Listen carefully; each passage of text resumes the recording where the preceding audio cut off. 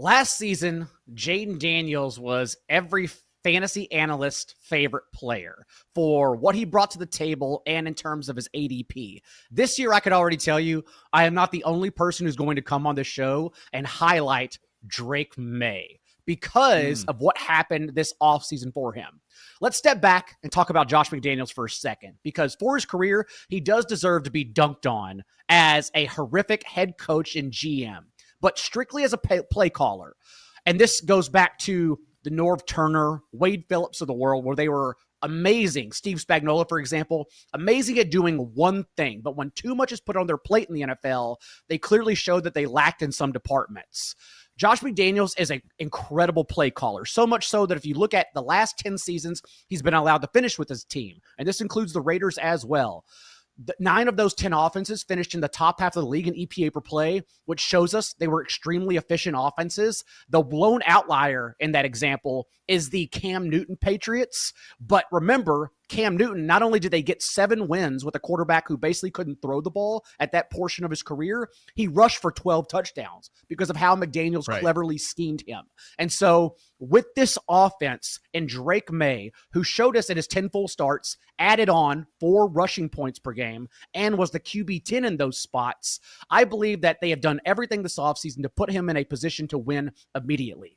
Last year, that offensive line ranked 31st in ESPN's pass block win rate metric. This year, they go out, add a starting center in Garrett Bradbury, a veteran right tackle in Morgan Moses. They had Will Campbell from LSU with the 4th overall pick to play left tackle, and also upgrade the surrounding cast. We have Stephon Diggs playing from the slot. Kyle Williams, who is one of my favorite sleepers, not only added with significant day 2 draft capital, but a player who did win from the outside. He ran 82% of his routes from the boundary in college. And that's exactly what they need, since both Pop Douglas and Diggs highlight from the slot. And so I think everyone around Drake Maye has really just improved, which is naturally going to elevate Maye in this situation we talked about earlier, where the QB 6 through 12 are genuinely up for grabs. And that's where Maye could easily land despite not being drafted there in your leagues.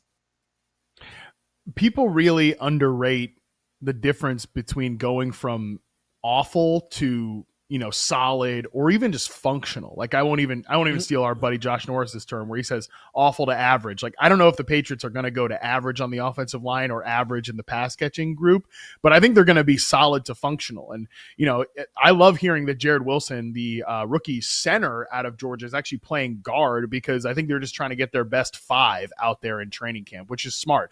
I actually am probably, and I'm curious if you agree, I think I'm still more concerned about the offensive line than the pass catching group, because Morgan Moses has been a solid starter at right tackle forever, but he is like a 34-year-old player. Could that drop off happen?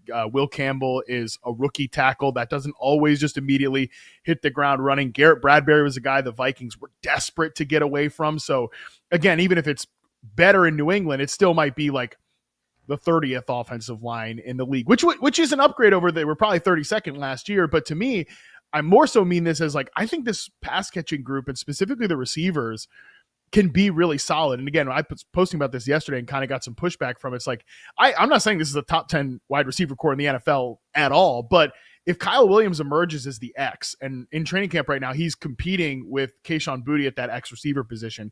And I'm glad you highlighted this. Like, he's a smaller guy, but he was a boundary player, 82nd percentile success rate in reception perception. Like, he doesn't have to be a slot guy at all. And I think Kayshon Boutte is like a nice backup X receiver. So even if he gets kind of the veteran deference, I think Williams will win that job in time. And the fact that like Matt Collins is not out there has been pretty big.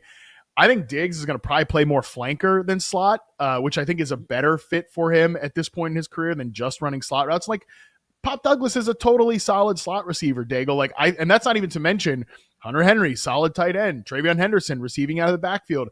I think if it's Williams at X, Douglas at slot, and Diggs, who I'm a little more confident in than the market right now, I think that this is a pretty solid, it's a functional group for Maye to work with in year 2.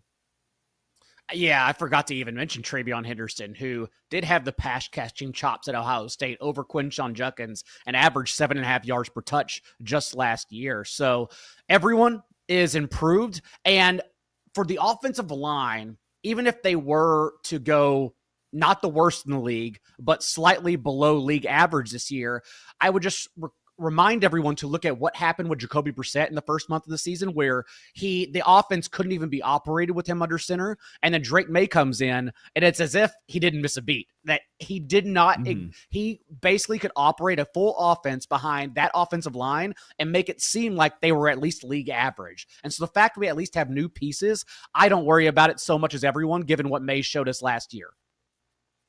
Yeah, that's totally fair. And I think Drake Maye still needs to develop. Like, there's some holes in his game to iron out, but we know from a fantasy perspective, like the fact that he's going to rush the football is pretty big. So when you're looking at Drake Maye right now in drafts, where do you, like, how early is too early for Maye? Like, where do you kind of think he slots in? Because I agree with your comment earlier about the quarterback position, where like I have Patrick Mahomes and Kyler Murray at 6 and 7, and I'm not bullish on like either of those guys this year, because to me the tier is massive with like it goes down all the way to like QB 15 or so before it kind of falls off again to a not massive degree. So where does Maye fall into that group for you?